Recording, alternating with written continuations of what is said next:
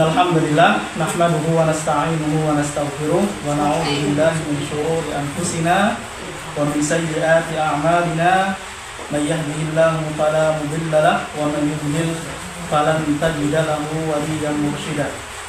Asyhadu an la ilaha illallah wahdahu la syarika lah wa asyhadu anna Muhammadan abduhu wa rasuluh alladzi la nabiyya wa la rasula ba'dah. Rabbi shrah li sadri wa yassir li amri wahlul 'uqdatam min lisani yafqahu qawli, amma ba'du. Ibu-ibu sekalian yang semoga dimuliakan Allah Subhanahu wa taala. Alhamdulillah, pada kesempatan sore kali ini Allah Subhanahu wa taala masih memberikan kesempatan kepada kita, masih memberikan kenikmatan-kenikmatannya kepada kita, yang mana kenikmatan yang paling agung, yang paling mulia, dan yang paling utama adalah nikmat iman dan nikmat Islam. Kemudian sholawat serta salam semoga tetap tercurah limpah kepada junjungan kita Nabi Agung Muhammad sallallahu alaihi wasallam, kepada para sahabatnya, pada para tabi'in, atba'ut tabi'in, serta semua orang yang senantiasa fiqh berada di dalamnya hingga yaumul qiyamah. Amin. Dipun kabare, Bu? Alhamdulillah. Luar biasa, Allahu Akbar. Alhamdulillah, pada kesempatan yang berbahagia kali ini kita insya Allah akan melanjutkan materi hadis, ya? Materi tentang hadis yang disebutkan oleh Imam An-Nawawi di dalam kitab Al-Arba'in An-Nawawi. Sambung di hadis pinten? 13. Berarti sanadnya hadis 14. Kita langsung saja, nih, karena tadi mulainya agak sedikit telat. An Ibnu Mas'ud radhiyallahu anhu qala. Dari sahabat Abdullah bin Mas'ud. Ada sahabat yang bersamai Nabi Muhammad SAW bernama sinten? Abdullah bin Mas'ud. Sinten, Bu? Abdullah bin Mas'ud. Yang mana beliau berkata, Rasulullah SAW bersabda, la yahillu damu mri'in muslimin illa bi ihda talatin. Tidak halal darah seorang muslim illa bi ihda talatin, kecuali dengan 3 perkara. Jadi pada dasarnya, Bu, darah seorang muslim itu haram. Boten angsal ditumpahkan. Ini sebenarnya pembahasan agak sedikit ngeringkes sedap gitu ya.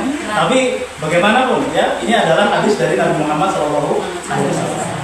Jadi sejatinya darah seorang muslim itu halal. Halal atau haram? Haram, bro. Ngetes kefokusan.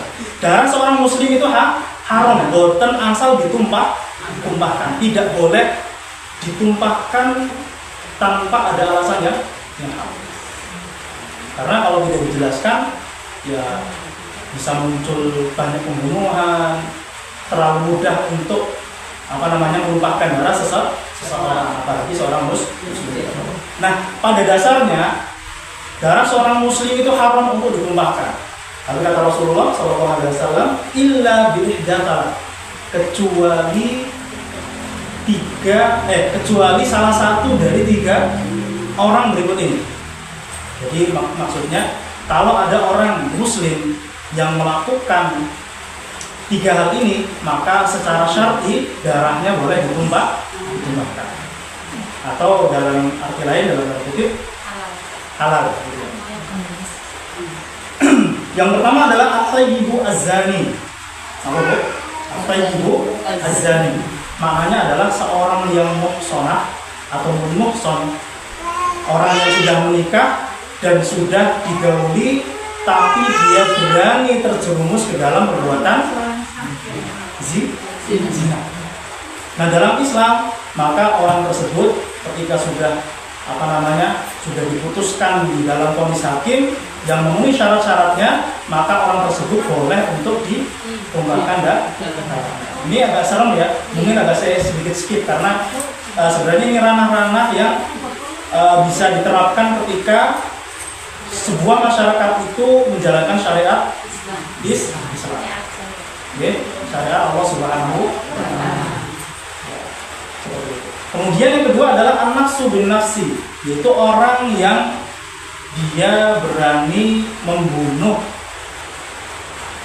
atau menumpahkan darah seorang muslim yang lainnya tanpa ada alasan yang dibenarkan. Ini kasusnya banyak ya. Banyak kamu ketemu. Apalagi di Purbalingga beberapa waktu yang lalu itu saya dengar di satu kecamatan saja itu terjadi entah itu bundir atau membunuh orang lain ya, itu terjadi. Dan mungkin kalau mau dihitung dan mau dicek di dalam media sosial dan sebagainya, ini kasusnya sangat banyak sekali. Maka di sini orang yang membunuh saudaranya tanpa ada alasan yang hak, maka dia berhak untuk dijatuhi hukuman kisos. Kamu nanti nyerang kisos loh? Atau belum pernah? Sudah pernah ya? Ini diterapkan kalau masyarakatnya itu menerapkan hukum kisos. Jadi bukan berarti itu hukuman yang kejam, Bu. Karena kata Allah Subhanahu wa Ta'ala dalam firman-Nya, walakum fil qisasi hayat.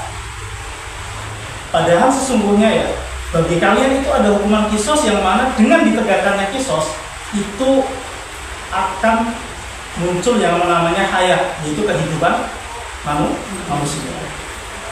Logikanya begini, Bu.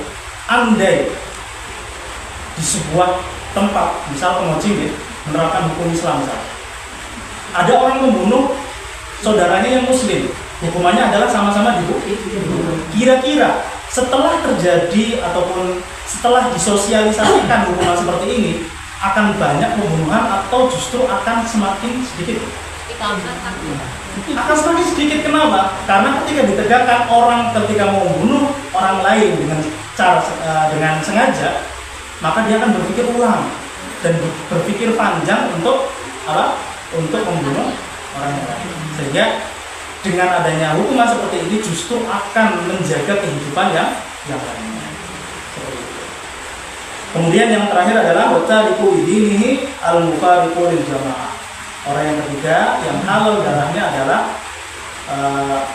dia yang meninggalkan agamanya dan meninggalkan jamaah kaum muslim. Artinya keluar dari agama Islam atau istilahkan lagi dengan Jadi tiga kelompok inilah yang secara hukum syar'i itu yang sebelumnya haram darahnya menjadi halal. Tentunya bukan sembarang, Bu ya, bukan akhirnya itu keluar dari Islam. Nanti ada orang ambil langsung dengan dengan sengaja dia melaksanakan dalil ini. Bukan seperti itu. Karena penerapan dalil ini pun melalui beberapa tahap. Kayak contoh misal perbuatan zina, tidak serta-merta harus dihukum rajam, tidak serta-merta harus dihukum cambuk, tapi di situ ada namanya proses peradilan, menghadirkan saksi dan seterusnya. Bahkan saksi dalam hal ini itu lumayan berat, Bu. Harus ada 4 orang yang melihat secara langsung baru bisa dihukumi zina. Susah mau betul? Susah, ya. Kalau misal kita nggak perlu menentukan dan yang lain sebagainya. Jadi jangan salah persepsi, jangan salah tangkap terkait masalah hukuman seperti itu. Karena memang step by step. Nah, di dalam hadis ini, Bu, di dalam hadis ini saya ambil faedah di antaranya adalah bima tahsulu ar-riddah. Bagaimana seseorang atau bagaimana riddah atau murtad itu bisa terjadi dalam diri seseorang. Atau dalam arti kata, riddah itu akan terjadi dengan 4 hal dulu. Keluar dari Islam itu bisa terjadi ketika seseorang melakukan empat hal ini. Yang pertama, riddah bil qaul. Apa? Keluar dari Islam karena dia mengucapkan sesuatu yang membuat dia keluar dari Islam. Oke, seperti kaman sabballah, seperti orang yang mencela, menghina Rabb kita, Allah Subhanahu wa taala, dengan berbagai macam hinaan, dengan ucapan. Maka secara langsung dia telah berbuat kufur atau telah murtad dari Islam. Adapun hukumannya ya nanti melalui peradilan. Ada step-stepnya. Kemudian al-sabbar Rasulullah sallallahu alaihi wasallam, atau yang berani menghina dengan lisannya. Menghina siapa? Menghina Rasulullah sallallahu alaihi wasallam. Oke. Sebagaimana perkataan orang yang tidak mengenal Islam, yang menganggap Rasulullah itu penyuka anak kecil lah dan sebagainya, ini kan bentuk dari penghinaan. Mau bilang gitu. Au idda'an nubuwah, atau ada seseorang yang menganggap atau mengaku-ngaku sebagai seorang nabi setelah Rasulullah SAW. Nonton Bu? Apa? Kalau dulu ada seseorang namanya Dia Eden, ada namanya siapa yang Ahmadiyah itu namanya apa?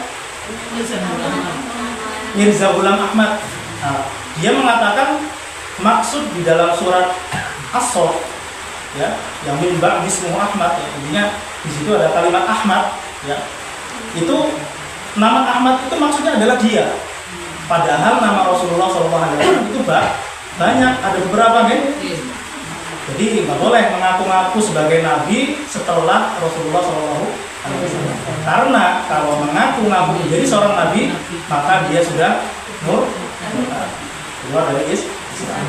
Kemudian yang kedua, Bu, sesuatu yang mampu mengeluarkan seseorang dari Islam, yaitu dengan bil-i'tiqad, dengan meyakini sesuatu, dengan keyakinan dalam hati berarti ya. Misal, kama i'taqada hillama ajma'al muslimun ala tahrimihi, sebagaimana yang seseorang yang meyakini kehalalan sesuatu yang kaum muslimin sudah berijma atas keharamannya. Misal, sesuatu yang haram menurut kaum muslimin secara ijma apa, Bu? Memakan daging babi, itu sudah jelas hukumnya haram. Tapi ada orang yang mengatakan makan daging babi itu halal, boleh nggak? Ya, nggak boleh. Bahkan ketika dia mengatakan seperti itu bisa menjerumuskannya ke dalam hukum. Kata nggih? Yang kedua, atau contoh yang lain adalah awitaqada fi ghairillahi annahu yanfa' aw yadur, atau meyakini sesuatu itu selain Allah, ya, bahwa sesuatu tersebut itu yanfa'u aw yadur, mampu memberikan manfaat atau menjauhkan dari madarat atau memberikan madarat.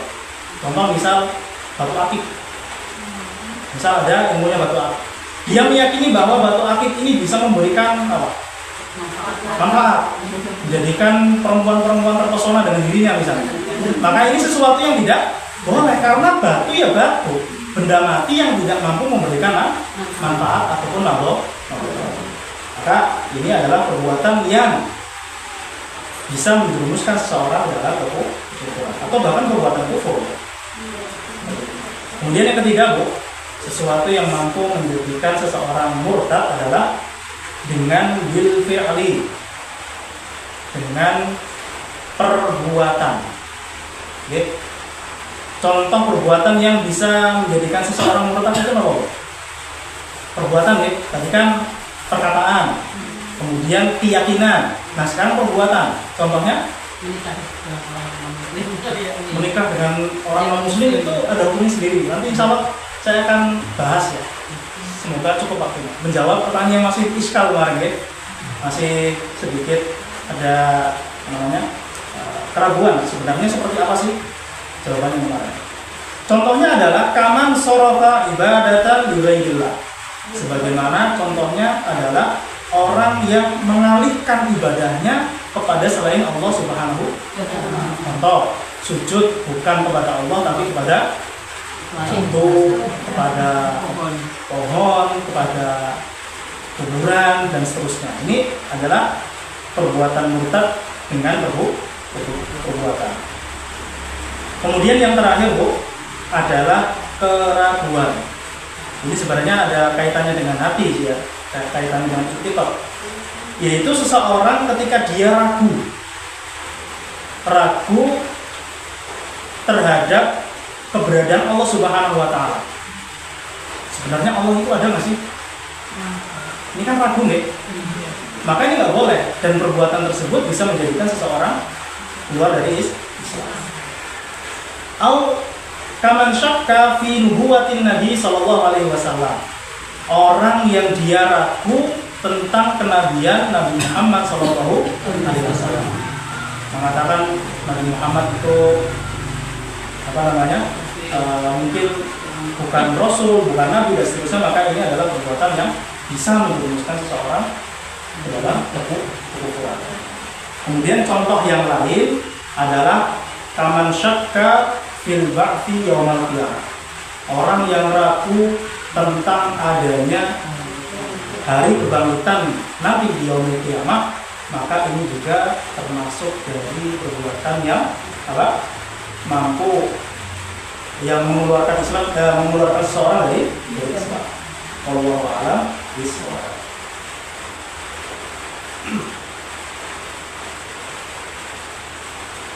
Jadi itu, Bu, kesimpulannya adalah apa? Kesimpulannya adalah darah seorang muslim itu haram untuk ditumpahkan kecuali tidak golongan. Yang pertama adalah seorang pezina yang sudah menikah dan sudah digauli, maka hukumannya adalah rajam. Kemudian yang kedua adalah apa? An-nafsu bin-nafsi, orang yang membunuh seorang muslim yang lain tanpa ada alasan yang hak. Kemudian yang ketiga adalah keluar dari Islam. Ini secara kaidah umumnya. Adapun penerapannya itu nanti tergantung atau sesuai dengan keputusan hakim atau hakim. Nanti, Bu, barangkali sampai sini ada pertanyaan, Bu, sebelum kita lanjut ke hadis yang selanjutnya. Monggo.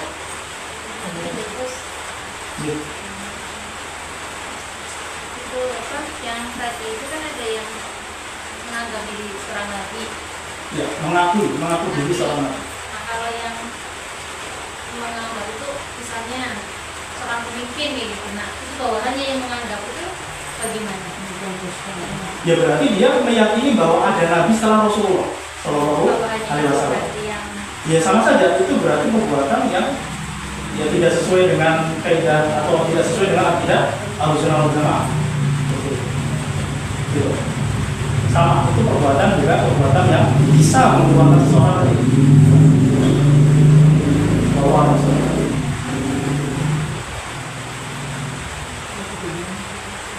Ada lagi, enggak? Sebelum kita lanjut ke pembahasan hadis yang ke-15. Dek, monggo. Dek. Umpamanya saya lagi membaca Al-Quran di rumah, kok ada azan harus berhenti. Secara adat, apapun yang sedang kita lakukan ketika mendengar azan dianjurkan untuk berhenti. Karena alasan para ulama, saya pernah membaca, kenapa kita harus berhenti dan menjawab azan? Karena membaca Al-Quran itu bisa nanti, tapi menjawab azan ya ketika azan saja. Karena ketika azan itu sudah terlewat, kemudian kita tidak melakukan sunnah-sunnah yang dianjurkan ketika azan, maka apa? Ya keutamaan yang seharusnya didapat itu akan terlewat begitu saja. Jadi apapun aktivitas kita, dari baca Quran atau apapun itu, ketika mendengar azan dianjurkan untuk berhenti dan mendengarkan azan. Kata bilang ya, kata Bu.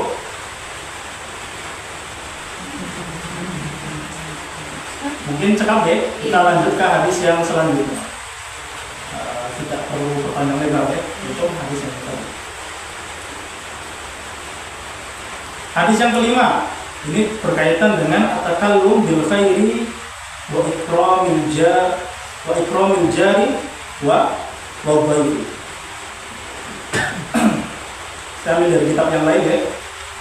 Jadi hadis ini berbicara tentang anjuran untuk mengucapkan hal-hal yang baik, memuliakan tetangga, dan juga memuliakan tamu. Okay.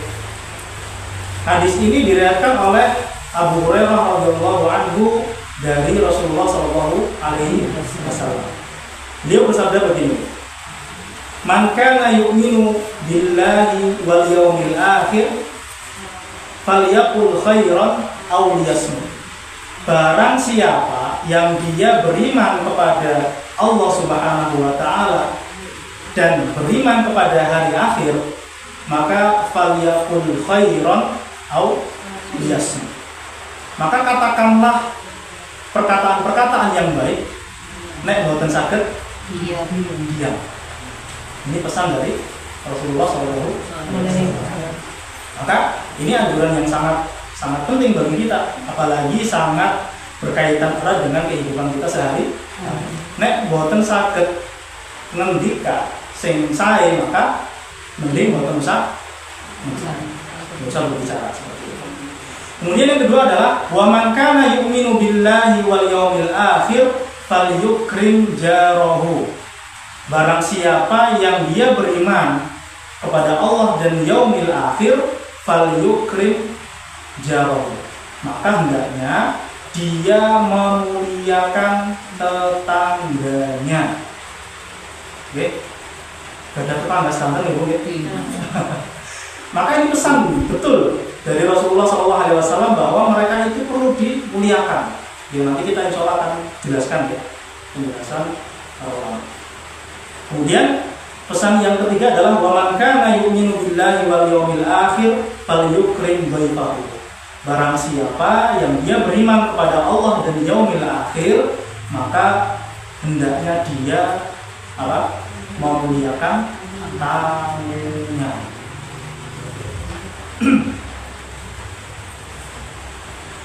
Ma yustafadu minal hadis.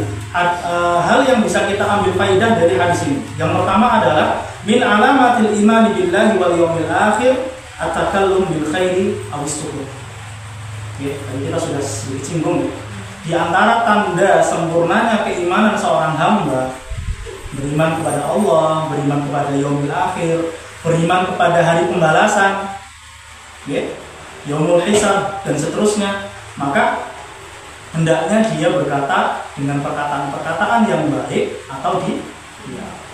Mungkin kira-kira sampai dipraktekkan apa bukan? Kadang-kadang lupa nih. Kadang-kadang bablas. Ini nomor. Makanya ini jadi rem betul. Oke, betul-betul jadi rem supaya apa? Supaya betul-betul kita tidak tergelincir di dalam dosa hanya karena sebab lisan kita yang tidak bisa dijaga. Ya sebenarnya bisa ya, tapi mungkin kalau pleset atau yang lain sebagainya sehingga tidak mampu menjaga kebaikan. Makanya kuncinya adalah kalau nggak bisa ngomong yang baik, nggak bisa berbicara dengan perkataan-perkataan yang baik, maka lebih baik di.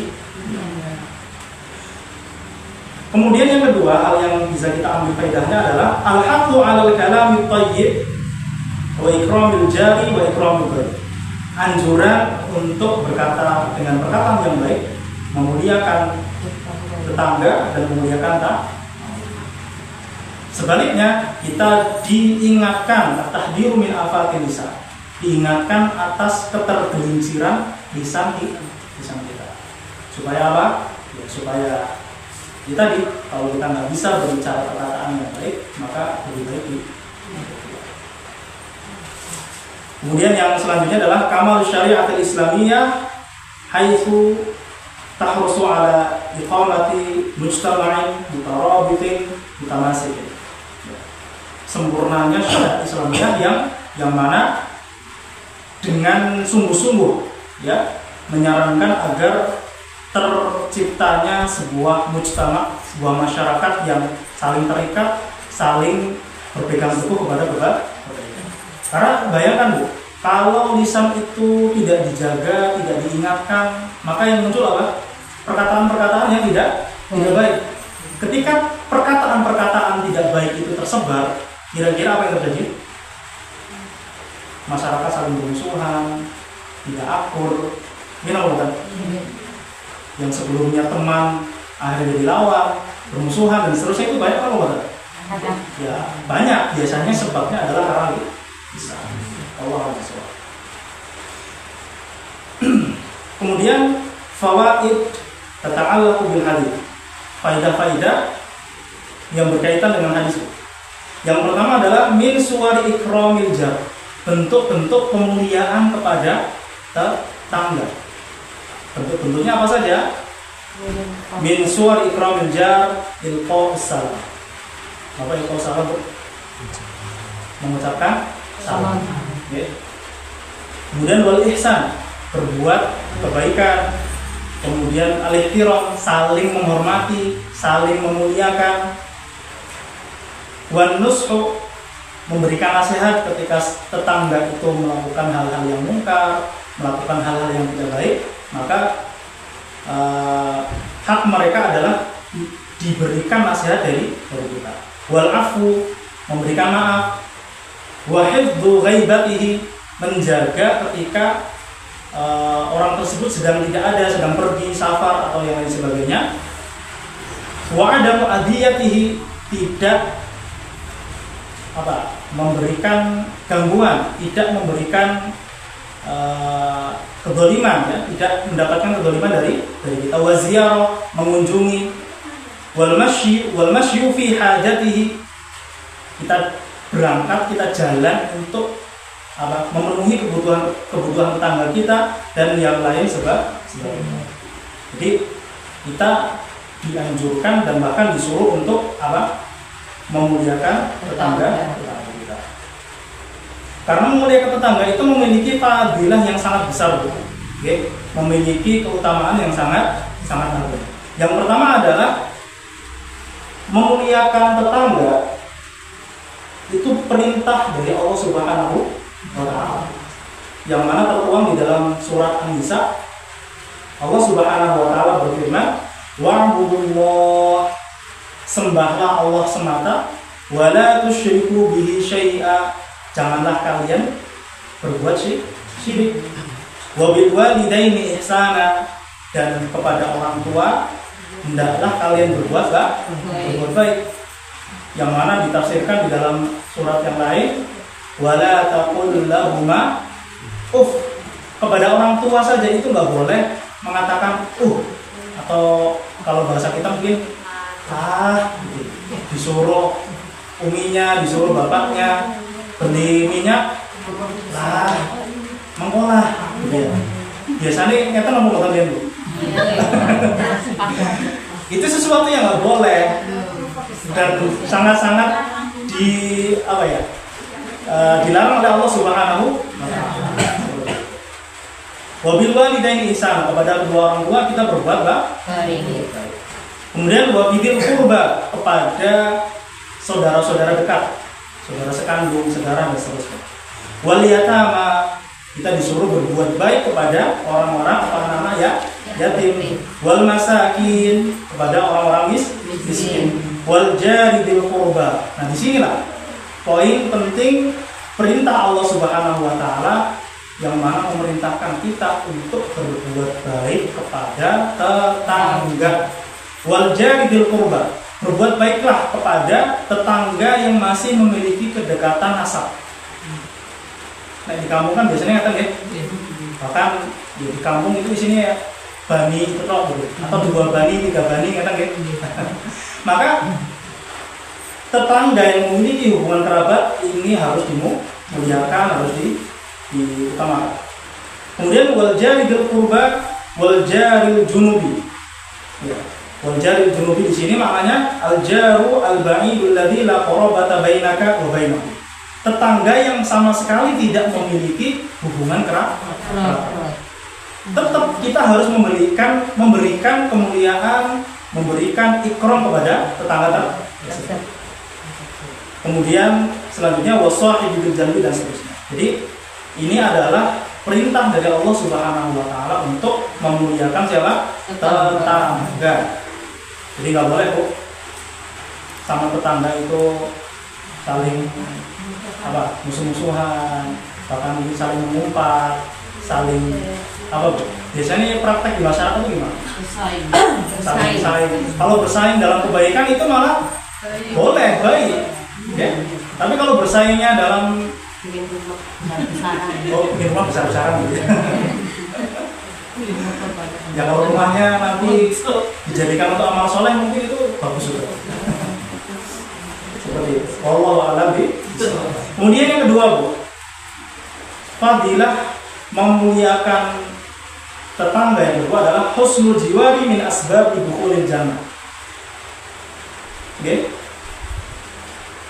Dalam bertetangga itu baik, itu menjadi sebab di antara sebab-sebab seseorang masuk ke dalam surga. Pengen ya? Lepas surga nih. Nah ini pengen banget ya.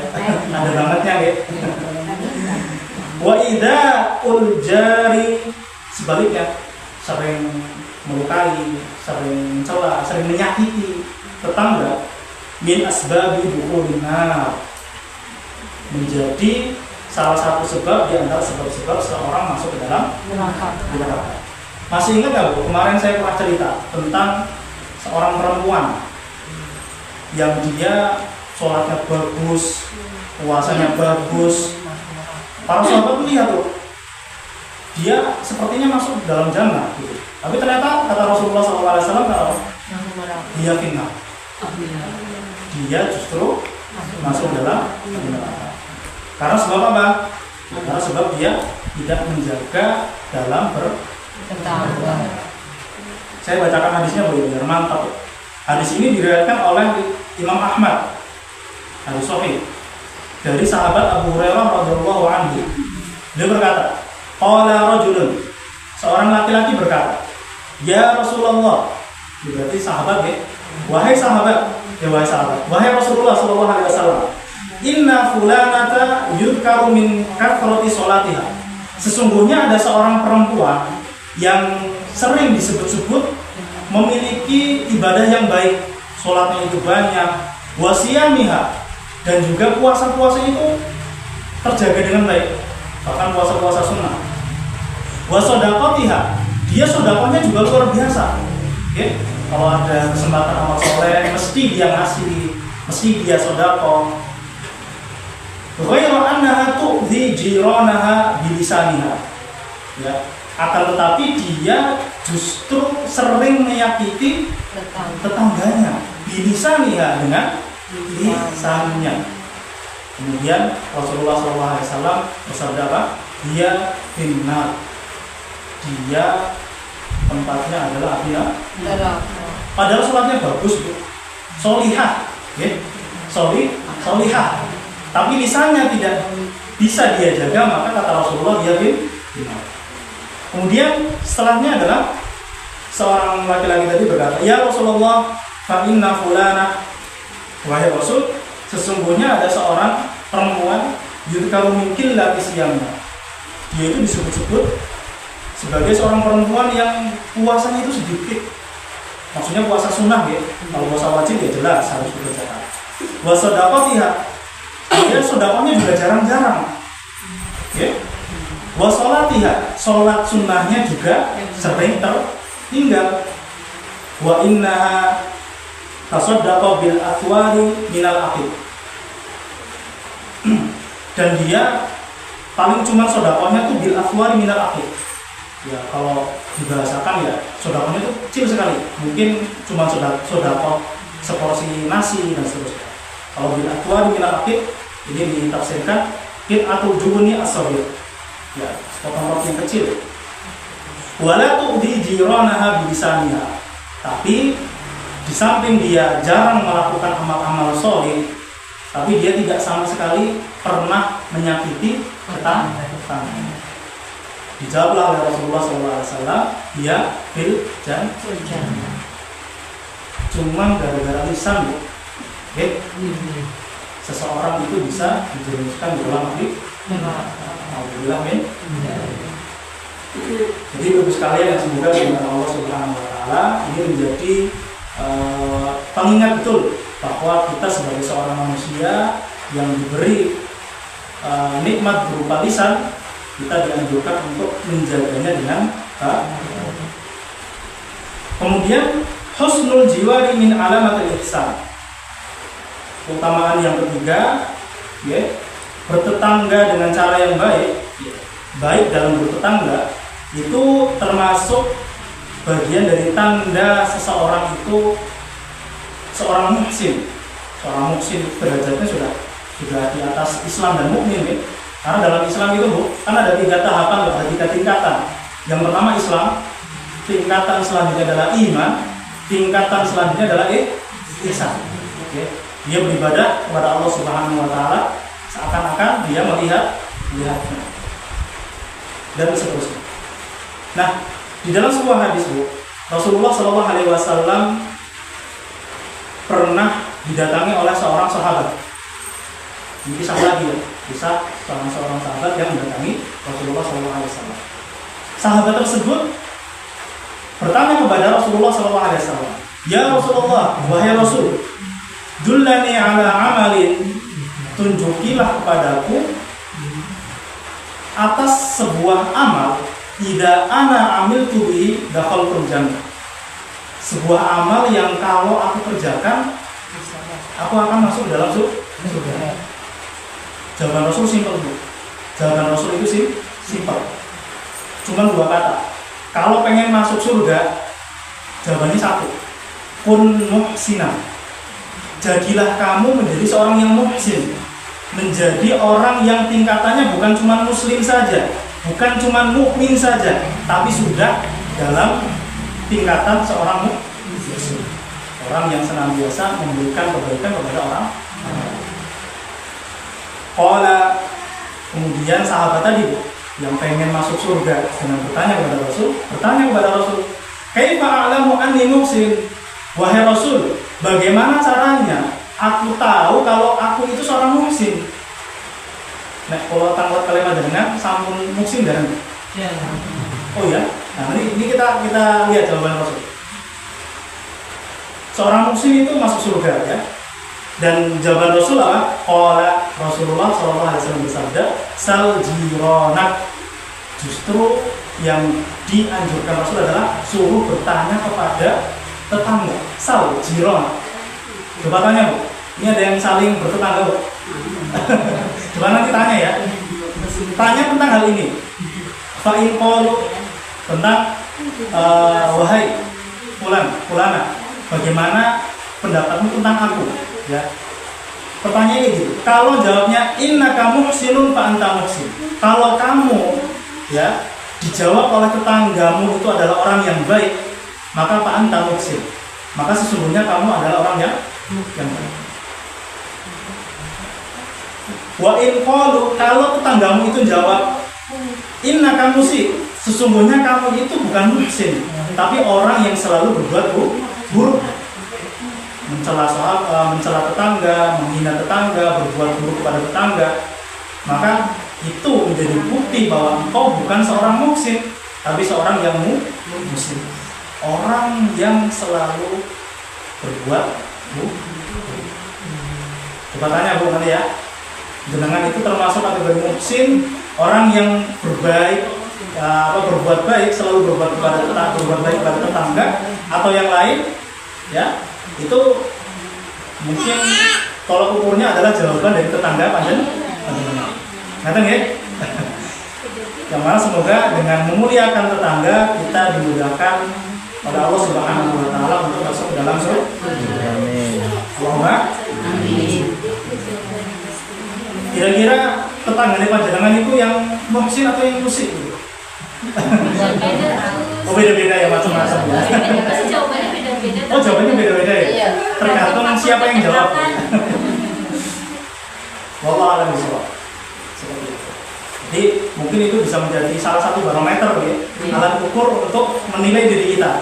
Kita itu sebenarnya orang baik atau bukan sih? Tanya kepada tetangga kita. Seperti itu.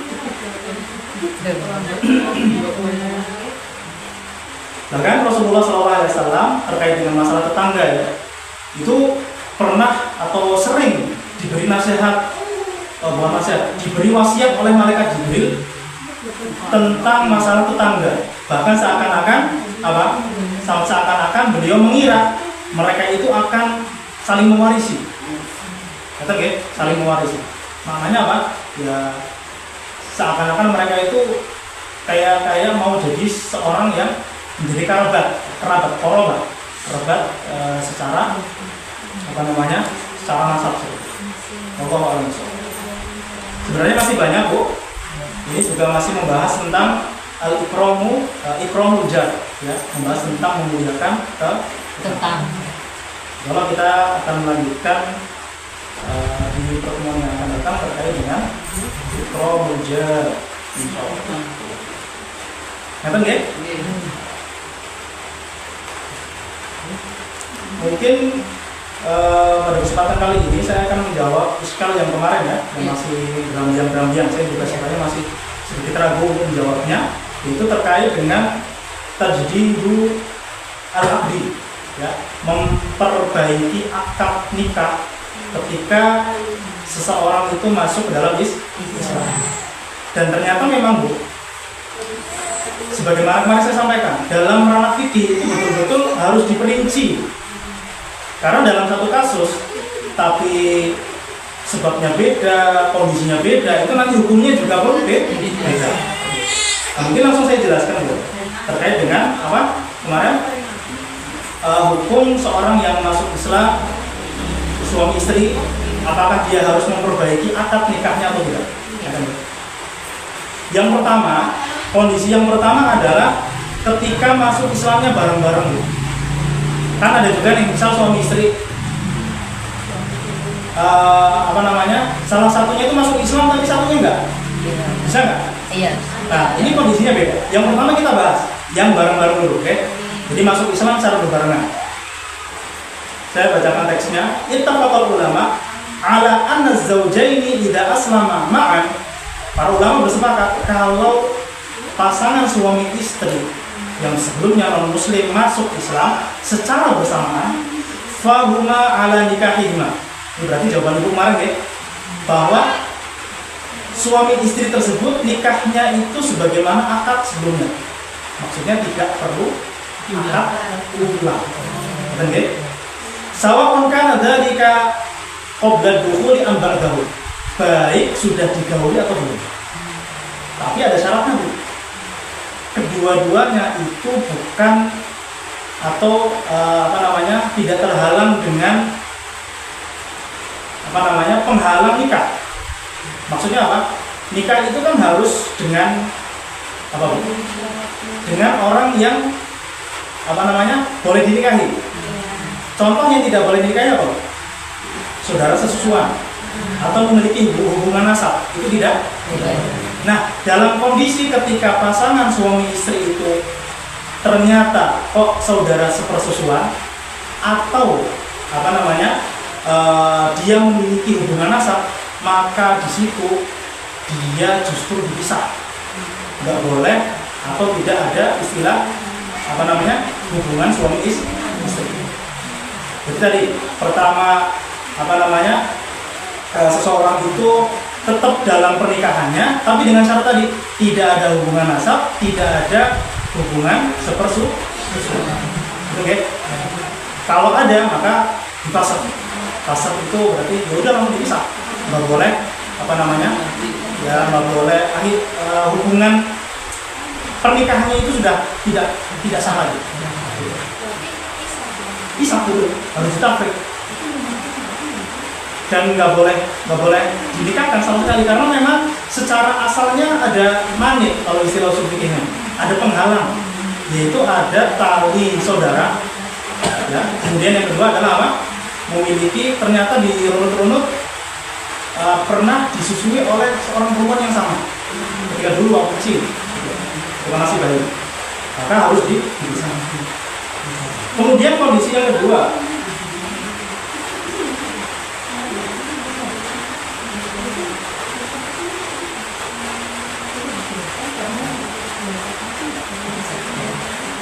lam yakun bainahuma sababun min asbabi tahrim kanati zaujah kitabiyah wa huma ala nikahihima. Kalau misal Bu, pasangan suami istri itu dua-duanya ahlul kitab. Ahlul kitab itu Yahudi dan Nasrani. Kalau salah seorangnya itu masuk Islam, maka nikahnya tetap. Karena apa? Karena seorang Muslim itu boleh menikahi perempuan ahlul kitab, gitu ya. Jadi seorang laki-laki Muslim itu boleh menikahi perempuan ahlul kitab dengan rincian-rincian yang membahas dalam masalah itu. Nah, pertanyaannya adalah kalau misalnya yang masuk Islam itu istrinya, suaminya masih belum masuk Islam. Nah, di sini ada pembahasan ya terkait masalah itu, atau masuk Islamnya itu ada jarak, tidak secara langsung bersamaan. Dalam hal ini para ulama berbeda pendapat ya. Di antara pendapat yang akan saya sampaikan, misal pertama terjadi sebelum dukhul atau sebelum terjadinya hubungan suami istri. Maka kalau seperti itu kondisinya, para ulama mengatakan ya, di antara salah satu ini ya pendapatnya adalah langsung dipisah, langsung ditafrik. Jadi salah satunya muslimahnya perempuannya masuk Islam, tapi suaminya kok masih di situ, masih dalam kekufuran, maka langsung dipisah kalau belum berhubungan suami istri. Kemudian kalau setelah berhubungan, maka ada dua hal. Pertama itu ketika dia masuk Islam dalam kondisi iddah, maka pernikahannya tetap. Tapi kalau setelah selesai iddah kok belum juga masuk Islam, maka itu fasakh, dipisah dan seterusnya. Jadi pembahasan ini sebenarnya tafsir ya, ada berbagai macam prinsip. Nah, pendapat yang kemarin saya sampaikan terkait dengan ketika ada salah seorang yang masuk Islam ya, dari salah satu pasangan suami istri itu langsung fasakh, itu adalah diantara salah satu riwayat pendapat Imam Ahmad bin Hanbal. Jadi pendapat yang tepatnya anna nikaha yanfasikhu bi mujarradi islami ahadiz zawjain. Jadi pernikahan itu langsung difasakh, langsung dipisah karena masuknya Islam salah seorang dari pasangan suami istri. Jadi kalau mau nikah lagi harus tajdid, harus nikah ulang. Ini salah satu di antara pendapat para. Memang ya ini terlalu banyak sih. Masalah fikih itu betul-betul harus dirinci secara detail. Sebagaimana nikah dulu saya pernah sampaikan ya. Hukum menikah bagi seorang laki-laki itu bisa jadi lima hukum. Bisa jadi haram, bisa jadi makruh, bisa jadi mubah, bisa jadi sunnah, bisa jadi wajib. Tergantung kondisi. Wallahu a'lam bishawab. Nah, sekarang silakan barangkali ada pertanyaan yang baru. Setidaknya jawaban tadi mengangkat kemuskilan yang kemarin ya. Kemarin masih belum jelas, mungkin penjelasannya masih secara umum, maka tadi sudah dijelaskan. Semoga bisa dipahami dengan baik. Monggo, ibu-ibu barangkali ada pertanyaan silakan. Ini seandainya nih nanti ya, kayak saya punya anak, tapi kan bapak sambung. Bapak sambung itu gimana? Bapak diri lah. Bapak diri. Nah, tapi itu ada mau menikah apa? Kamu nikah lah ya. Itu kan otomatis kan anak suami saya dulu kan, pasti yang bawa anaknya. Anak suami ya, betul. Iya kan? Terus cara itu salah nggak? Dosa nggak? Enggak kan? Maksudnya dosa nggak diganti anak dari ibu ini dengan suami sekarang kan nggak boleh kan? Gimana maksudnya? Maksudnya gini. Penyebutan di dalam akta. Iya, di dalam penyebaran. Ini anaknya dengan ini. Padahal itu anak suami yang dulu itu boleh dosa nggak? Ya sebenarnya nggak masalah ya. Dalam arti itu cuma penulisan dalam undangan kan? Iya. Nggak masalah. Yang jadi masalah itu ketika nanti masih di dalam perwalian, gitu ya. Maksudnya misal itu anaknya panjenengan misal kemudian dari suami yang baru, nah dalam penasaban dia tetap anak itu dinasabkan kepada bapaknya, bukan kepada suami yang dalam hal perwalian. Iya. Atau dalam bagian waris nanti juga akan begitu. Monggo barangkali ada pertanyaan yang lain.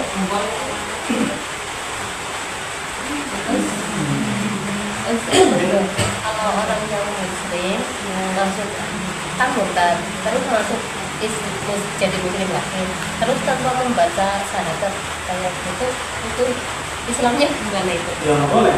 Maksudnya ketika dia masuk Islam lagi, maka syahadat lagi. Kalau misalnya, tapi sebabnya seperti itu. Karena ketika dia murtad berarti kan dia tidak mengakui syahadat itu. Maka ketika mau masuk Islam, maka dia harus syahadat. Dan ada yang dia harus mandi dan seterusnya dan mengerjakan kewajiban-kewajiban. Bukan cuma sekedar syahadat ya. Karena rukun Islam itu kan ada 5 ya. Syahadat, sholat, puasa dan seterusnya. Terima kasih. Monggo.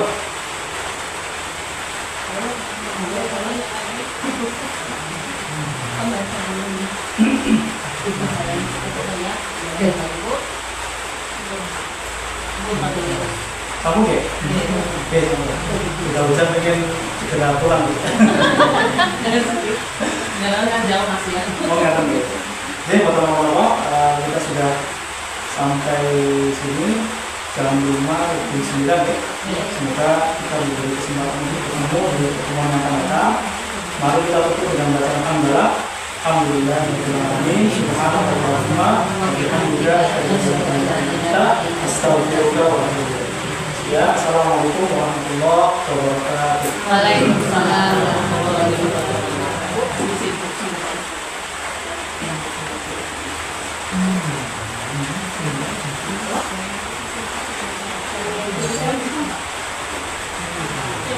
Iya.